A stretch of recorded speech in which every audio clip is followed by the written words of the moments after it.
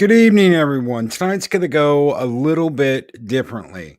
I know you were expecting Adega here. Adega has the night off tonight, so we are going to do things a little bit differently, and kind of a rewind a minute and talk about history.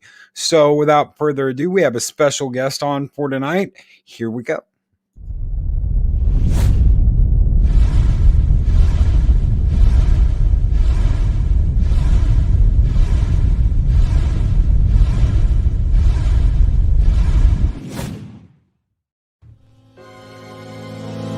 This video is not intended for children. Viewer discretion is advised.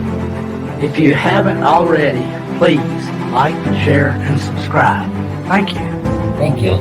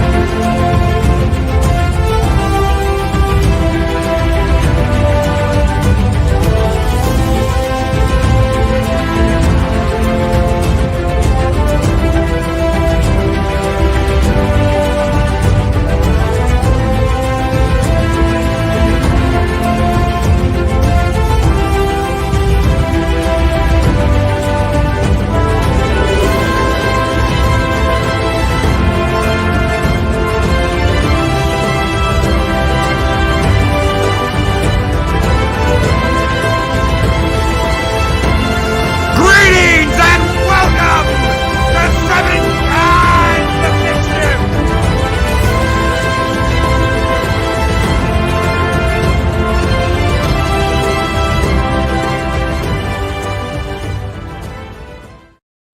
Greetings, everyone. Good evening. Skull and tuck and roll from Snowdub Music and Entertainment with a $5 super chat. Thank you so very much, brother, for that $5 super chat. And we're going to start things off with some Last Starfighter.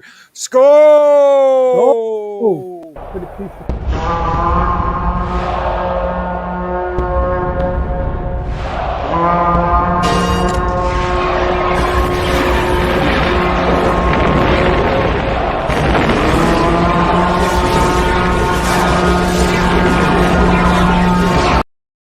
He got it right in there at the opening. Thank you so much, Snowdub. And good evening, everyone. Good evening, Chris Persia and Mark the Infinitely Tired.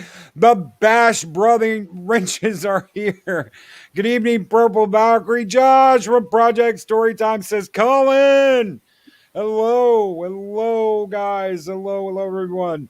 Psychodorb 9. Good evening, sir. Andrew 46 and 2. Daybob. Hello, Daybob. How you doing, brother? Good evening, everyone. I hope you all are having a great evening. Thank you so very much for joining us tonight. I'm here with Sir Colin of Glastonbury, and we're going to be talking about reenactments. So, Colin, tell us about reenactments, man. You've been in them. They're fun. There's, I suppose, there's three different sorts, really. You've got your big battle, where obviously I'm going to be dragging some examples from what I know of your side of the pond. I know obviously the British side a lot more. I think we do it something a little bit different. You got your big battle. Anybody my side of the pond at least has probably heard of at least the Sealed Knot, who are one of our premier reenactment groups nationwide, and they cover the English Civil War, the one that we literally call the Civil War in the 1640s. And what you do with the battle is you'll get the soldiers will march onto the battlefield in kit. there'll be a big arena that they're going to be in, especially if it's a firearms era battle.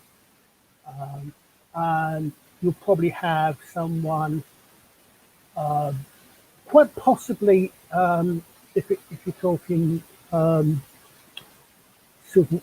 of 17th, 18th century, you may actually have a lady, because you will not have any obviously female characters on the battlefield. You may well have women. We've certainly got women fighting in all three of my groups. We've got ladies who fight, and they actually fight as ladies, but they don't. You can't tell the ladies because they're in armour.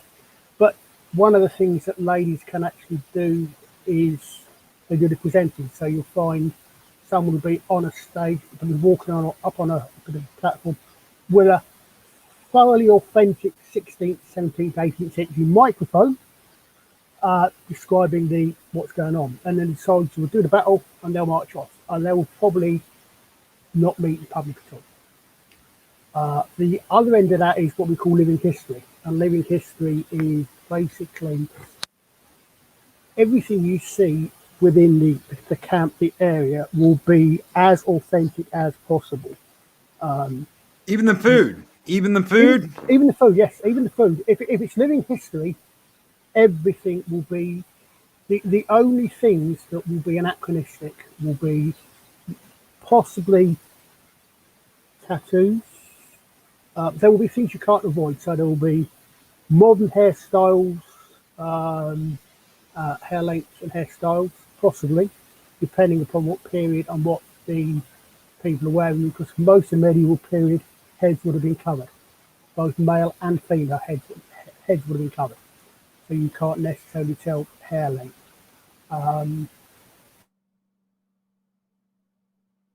You have in every reenactment, you cannot avoid one particular anachronism.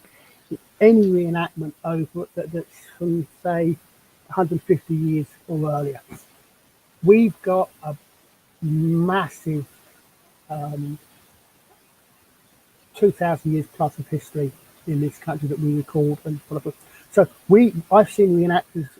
One of the earliest reenactor I ever actually saw was someone who was on his own, and he sat in I don't know if it's real or fake. I suspect it's a fake fur under his Stone Age lean-to, and he was doing flint knapping. He was literally reenacting Stone Age.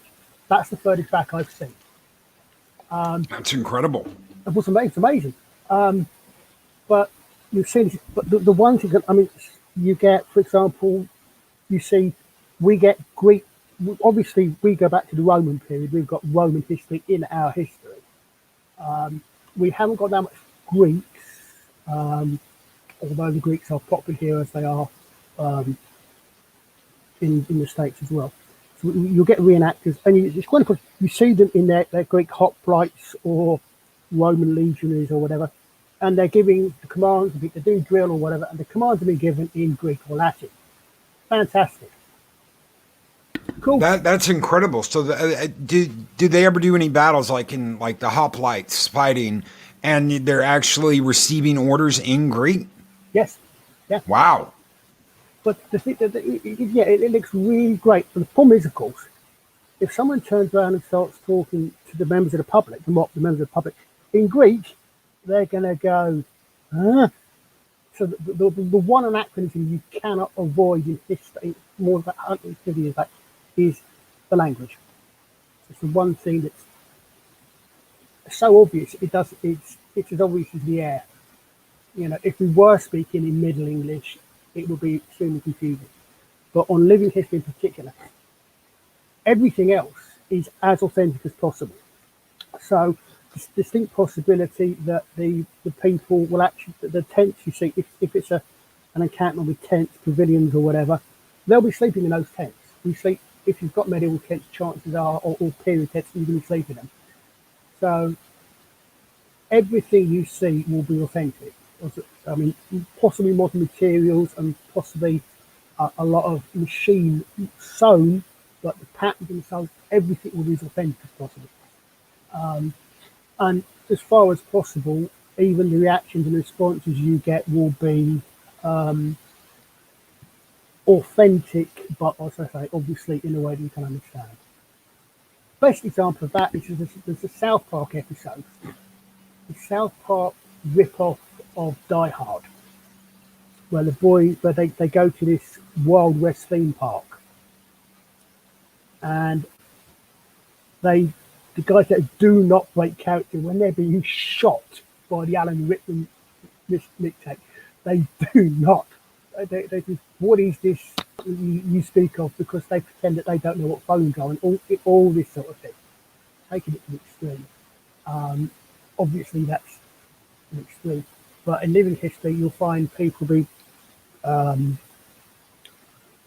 obviously they'll understand. They won't pretend not to understand. Obviously, you don't take it too far.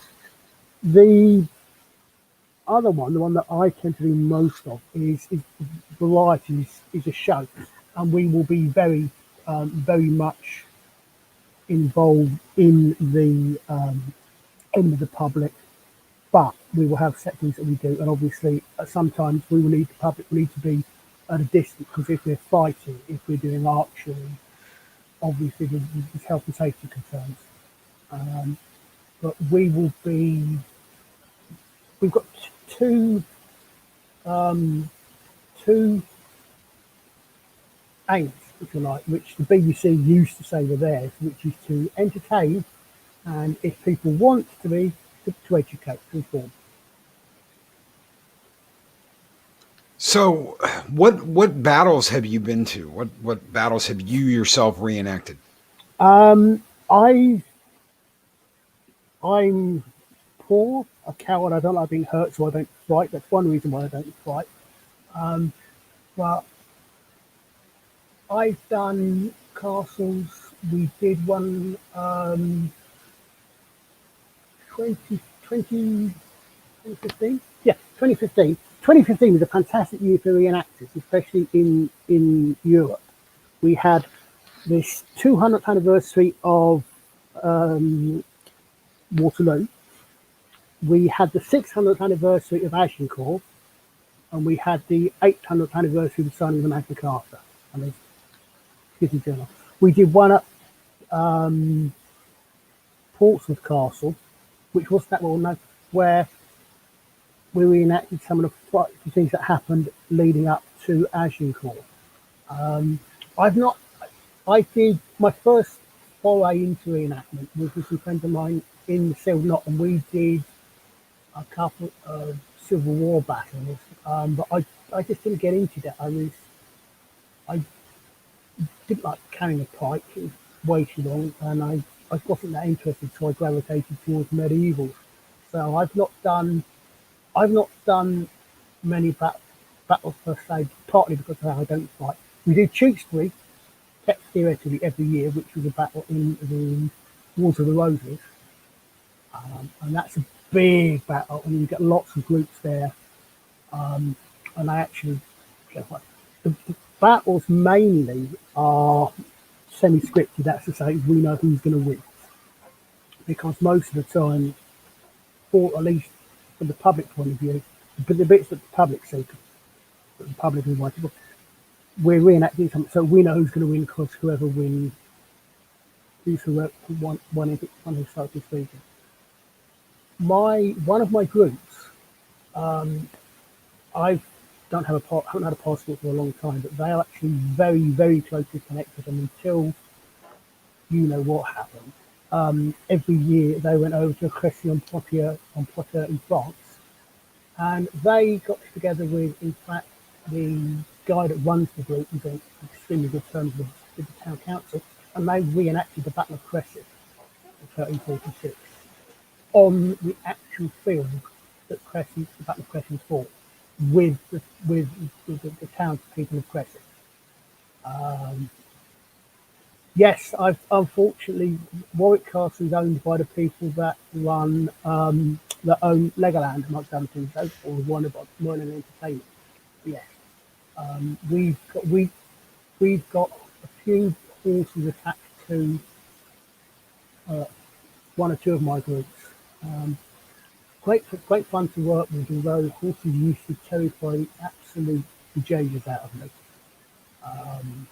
They're still about 3 times the size that I am, and I'm still nervous around them, but they're really good to work with. They're hard work, quite hard work.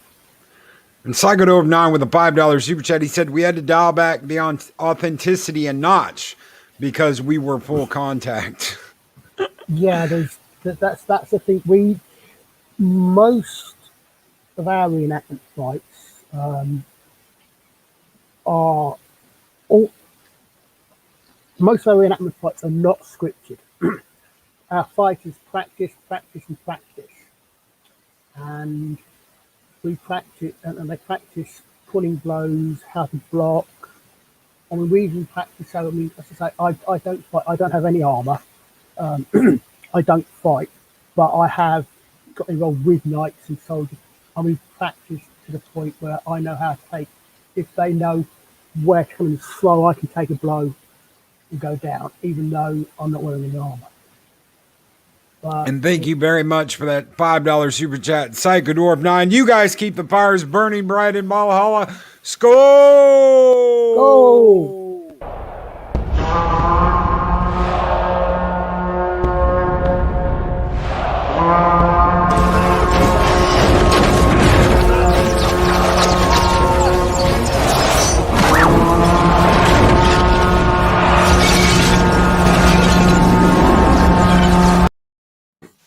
You had to do fire arrows, didn't you? What? You had to do fire arrows. And it's like an Orb Nine says Colin B. Smith, English reenactors have the best kit. But yeah, I know what he's saying. There's a obviously the one thing we don't want to do is hurt each other. People can get hurt. They do get hurt. But obviously we don't want to hurt people. So the fights that we put on are for show. Pardon me. Even when you get things like Chooks, when it's a major battle, it's still there for show. There's a thing, I think it came a few years ago, it seemed to come out of Eastern Europe, which is indeed full contact, as in they don't pull their blows, they are hitting you with massive lumps of metal, and they are hitting you. And you better have good kit. There was Chris, don't get me started with fire arrows. It's the bane of an archer's life. It's the bane of a reenactment archer's life. No, there was a thing a few years ago at Tewkesbury where someone got an elbow broken, I believe, because they were up against someone. They pitted up against a group that were full contact, and they would not normally, because they didn't have the kit for it, they weren't trained for it, and having serious injuries for that. So obviously, that's one reason why our guys practice it so much and have just had to try the battle capture or whatever that officer is called within a group, that they are able to go and fight safely, because that's the most important thing. We don't want people to get hurt. Well, the closest thing, I'm gonna share my screen real quick and show this. The closest thing I've ever gotten to anything like this is this. And I used to go to this every year. Scarborough Fair, Renaissance Festival.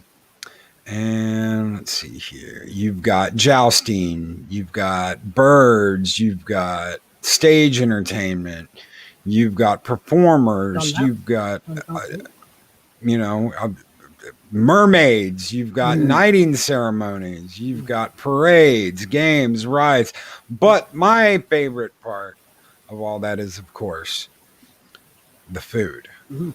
And they had all kinds of really, really cool stuff. And one of my favorite things was there was the last time I went, they had a new spirits guy that brought spirits. But before that, there was a honey mead And oh my God, that stuff was awesome. It was like the best you could have. And then they got this new guy who didn't have the right barrels, but he was making it anyway. And it was crap. But for a while there, they had some of the best stuff. And of course, you've got shops, steampunk shops, glass shops, of course, swords, weapons, shields, um, everything you could imagine. Drinking horns, of course, drinking horns, outfits, blacksmiths, wood carvers, anything and everything you could imagine, they had it. And it's just one of those really cool things that you can't get anywhere else. But that's what I would call a multi-period bash. You get two sorts of. I was thinking about this. I was thinking about how to describe it, because obviously you guys have got very different experience of history. I'll be tempted, and without in any way meaning to be offensive, to think that you have truncated, in a way, history that you sent that you sort of you tend to, because whereas in England, and obviously going through to any well, Europe in general, so most of the Americans that are European in descent, have got history going back. And I'm trying to say this and not come across, because I don't want to be rude at all, because you've got an impressive history of your own. But I think sometimes which is possibly why you get a lot of the Ren fairs and the rest of it, which I think all push together. We do have multi-period bashes, but most of the shows that I can think of are around one particular period. Yeah, and of course you'd have people walking around in kilts, people walking around in armor, people walking around as Vikings, people walking around as pirates, people walking around as damn mermaids and fairies and all kinds of crazy shit. The mermaids and the fairies you probably wouldn't get, because our reenactments our historical reenactments tend to be as much as possible historical rather than there is, yes, cosplay, role play, fancy, other things put out there as well. I mean, there's an interesting debate. I don't want to go. Are there such things as Stargate reenactors? No, they're not, because Stargate wasn't a real historical period. Very clever, great, but it's not technically reenactment. It's probably on the edge of cosplay. Nothing wrong with it whatsoever. But we tend, I think, we do. It's various levels, perhaps, of not so much of authenticity as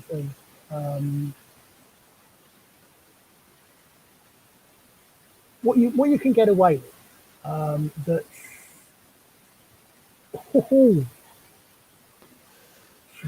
Yeah, they are very proud, very very proud. Psychodorf, I have got a Japanese katana that was made in the old way, and if you've ever seen the way they used to make it, it's absolutely insane. They melt down they melt down this giant thing of metal, and they let it sit in this pit for like a month and a half. And what it does is it drains all the impurities of the metal all the way down to the bottom. So you've got your pure metal on top, and you just scoop it off. And then they make the sword out of it. Damn thing was like $1,400. But it's made in the old way. It's made in the ancient way. And the people that still do that, they are very, very proud of their products. I'm not surprised. I mean, my bow, the bow I use, was made for me. It was made for me by the guy that actually runs one of our groups, the group that's Basic Classic. And it's it's quite weak. It's a £45 pull because I've not been doing archery, but it's not particularly strong bow. But I thought that was made. It's actually it's quite interesting because what he does, he actually puts in a knot because it's a straight, it's a long bow. It's not curved bow, so it is literally well, that's actually three pieces of wood glued together, but it's one long stick with horn knocks on the end for the strings to go on. And so you've got no and there is my style does actually have a binding for you to hold, but there is no obvious guidance on it. So what he does, he gets a thing. I can't remember what it's called. It's a Scottish stone, I think. And what it is, it's heather or something in resin, and he cuts it in half and polishes it a bit, and he puts that in, and that's the knocking point. That's where you lay the arrow to. Hey, and I remember when he gave me the bow, he said, I hope you don't mind, but I've named it. If you don't like the name, I'll make you another bow. But what he's done is, because he said when the stone, it looked like an eye, like a devil. So my bow was called the Eye of the Devil. And it was named that, before I got it, it was named that because of the way the knocking point came out. Well, I mean, that's an English Welsh longbow, obviously, for the appropriate for the period.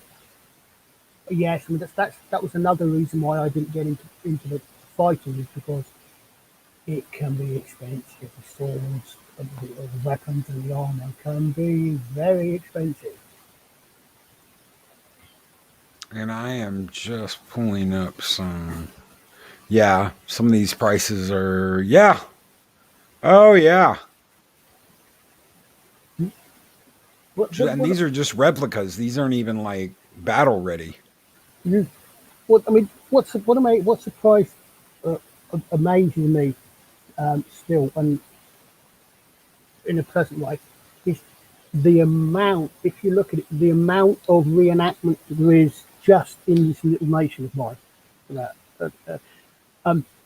the fact that there are plenty of people and companies whose sole business is making this sort of stuff, is making stuff for reenactment. You can go to reenactors markets, or stall, or they've got online stores, and you can buy all the stuff, and you can buy, and it's ready made, or there's obviously such an interest that there's a complete market for this sort of stuff, for the whole period, Greeks, Romans upwards.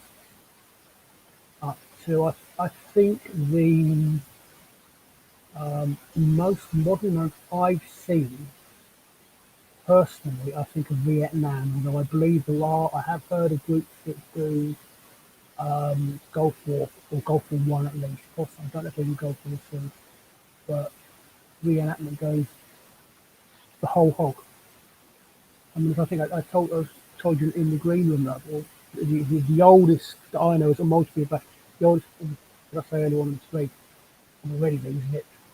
There was someone whose reenactment was they sat under an awning and they did flint knacking as a caveman, as a Cro-Magnon Stone Age caveman.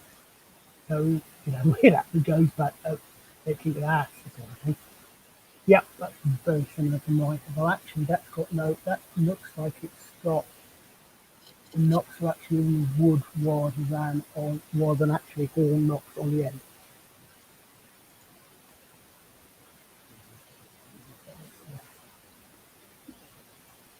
So it's one wood, mine's 23 wood.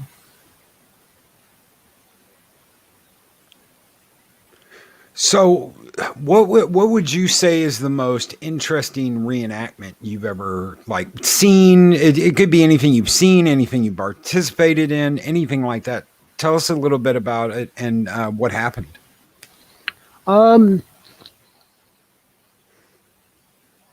the best one I ever heard of was Vietnam War reenactors, and what they did is they set up a fire base. They sat around smoking, and every so often one of them would disappear into the woods, wear black pajamas, come out, fire a few shots, and disappear back into the woods.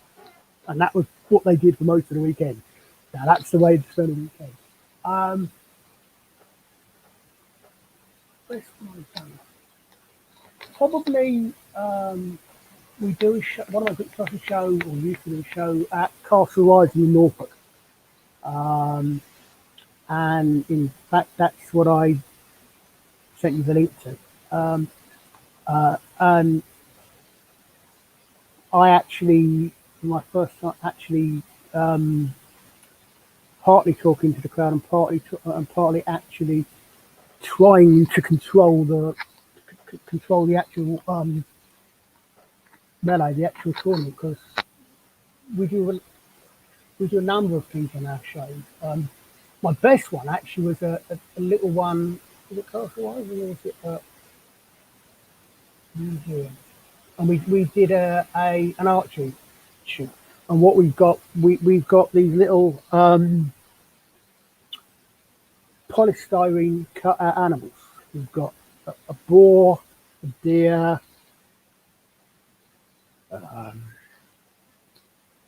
We've got what we did is we had a shoot. There weren't many was shooting, and we called it. I'm not a particularly good archer. I can talk about it a lot, but I've not got that much practice. I've not had that much practice. I've only been doing it a few years. But we've done this. We called the targets, and target was the eye of the deer. And my first, closest to the eye of the deer wins. 3 arrows each. My first arrow straight through the centre of the eye. Really? Yeah, straight through the centre of the eye. You couldn't get any closer than that. I kind of want, but I mean, shows are different. Depends where you are. I mean, if you're somewhere that's got major historical significance, we did, for example, we did a show a few years ago in Wales at a place called Llanfesin. We did quite a few big shows in Wales because Wales and archery are quite connected. And if one is honest, one has to admit that we got the English picked up the longbow from the Welsh. I mean, the history of the longbow is one of the things I enjoy talking about. It's interesting.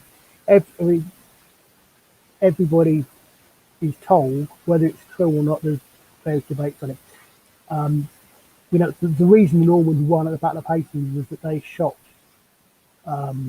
they kept shooting in, and they goaded Howard's army to come out, and they won by archery, supposedly by Howard taking an arrow in the eye.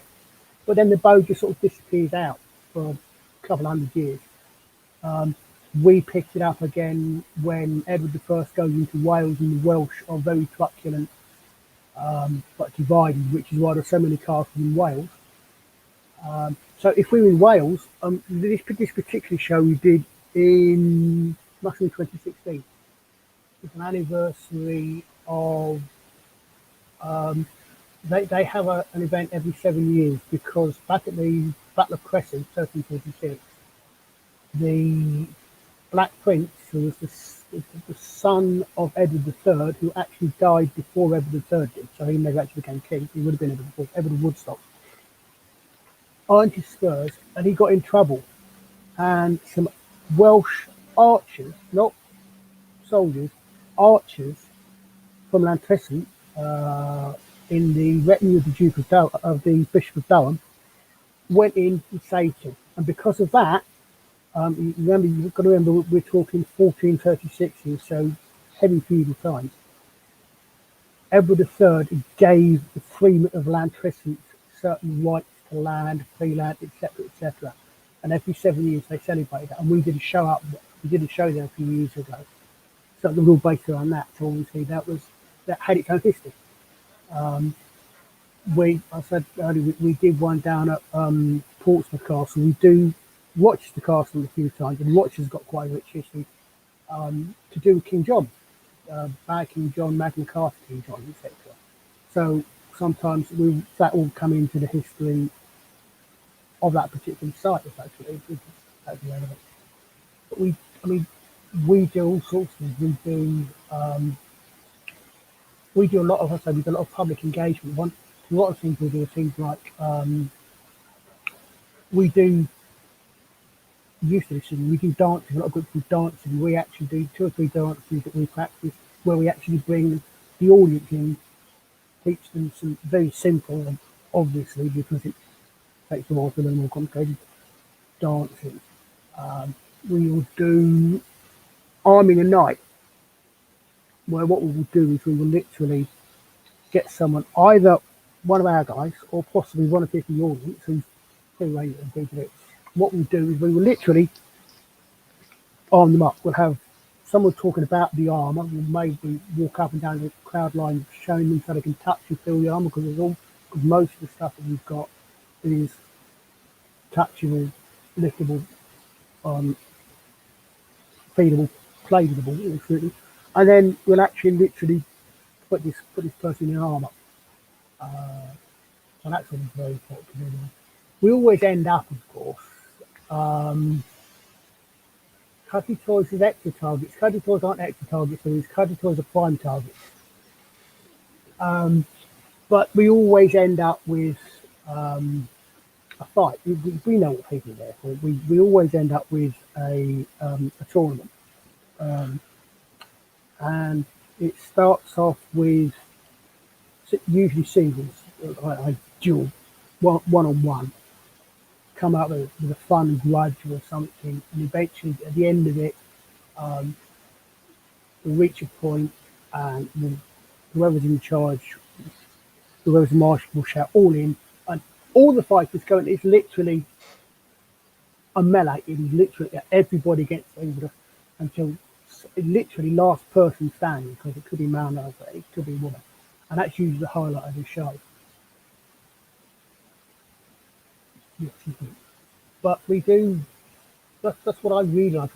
My favourite bit of all is just, you may possibly get the thing. I like the sound of my own voice, and so I love talking to the audience. I love talking to people in shows. I love answering the questions. I love explaining things. The archery, the Wi-Fi arrows don't work. Why I say yes. Woman with many tights. Your title is perfectly correct, because yes, I'm wearing tights. I'm wearing hose. All that sort of thing. I really love doing myself. It's a bit where I get to really talk to people. So how long has it been? How long has it been? I know with the current state of things, they're not going to be doing a lot of that kind of stuff. So how long has it been since you've actually been to one? Last one I went to, I think, was 2019. I think 2019. It would have been Rochester Castle, but unfortunately, because of the weather, it was a really bad storm, and it's actually called off. So sometime around June, July 2019, probably the last one.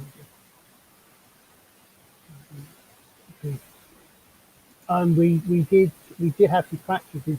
We had to stop the practices because of the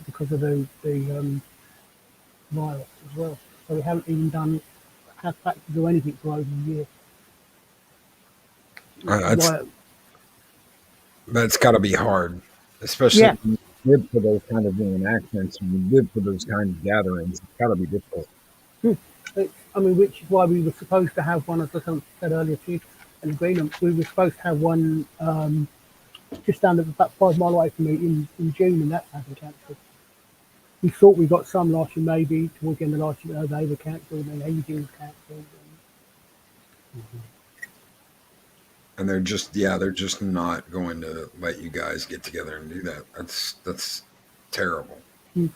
And we really need.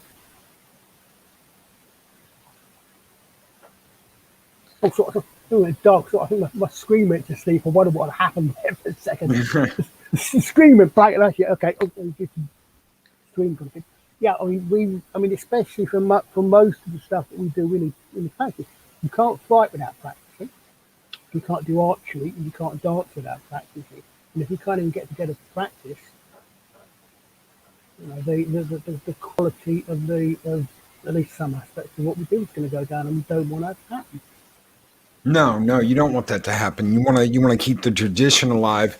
Um, there's a lot to do with keeping history alive involved with this, and remembering the way they did things and teaching that to another generation so that they can carry that on and they can show, yes, I learned this from my father and he learned it from his father, and so on and so on and so forth.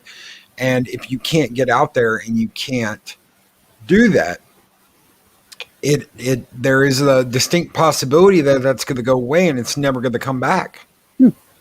Well, I mean, it's a very accurate misquote that forget those who forget history are doomed to repeat it.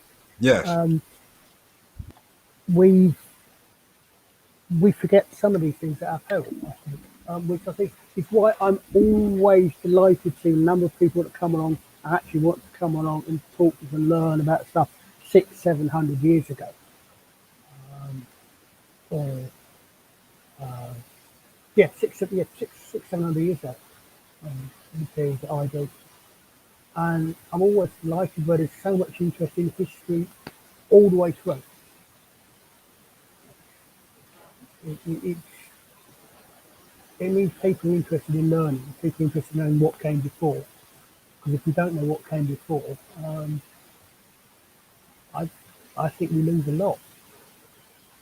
You do, absolutely. I grew up in a household where history it was fact. This is what you learn. This is what you have to learn. Not just history about the world, but history about tactics, history about war, history about battles, history about all of it. And to lose that is almost to lose a part of yourself that has to be covered. It has to be maintained. You have to go over it. You have to teach it. You have to pass it along, because like you said, as you forget, you're doomed to repeat the mistakes of the past. Well, thank you, Colin. Thank you for being here tonight. Thank you for hanging out with us. Thank you for talking about reenactments. Is there anything you want to say before we get out of here? I There was something I completely forgot what it was. I was thinking for the last 2 hours about all these many things to say. Um, Please, can we get back to doing it? It's um, it's fun. The thing is that we do it, and we do it because we enjoy it and because people come and watch us.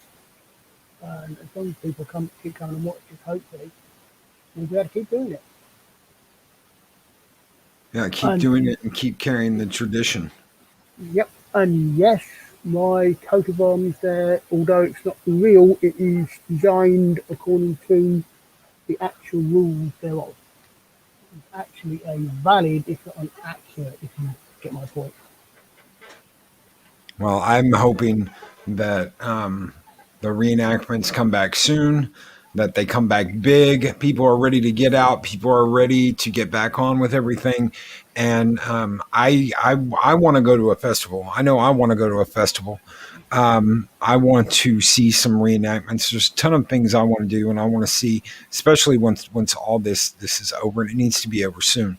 Definitely needs to be over soon, because people are chomping at the bit to get out and experience things again.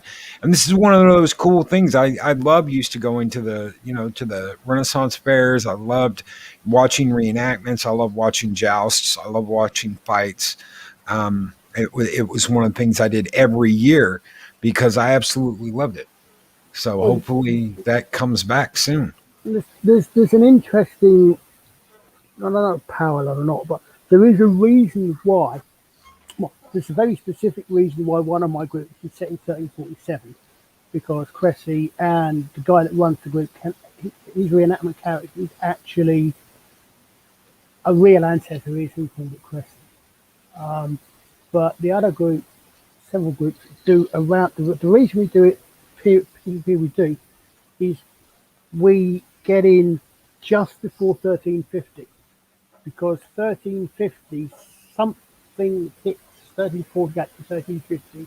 There's something hits us which came out of Bar Cafe and wiped out between a third and a half of the population of Europe and Asia.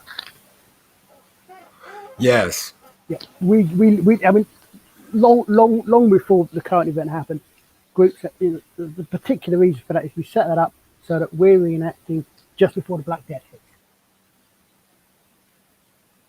But there's actually one thing that might be interesting.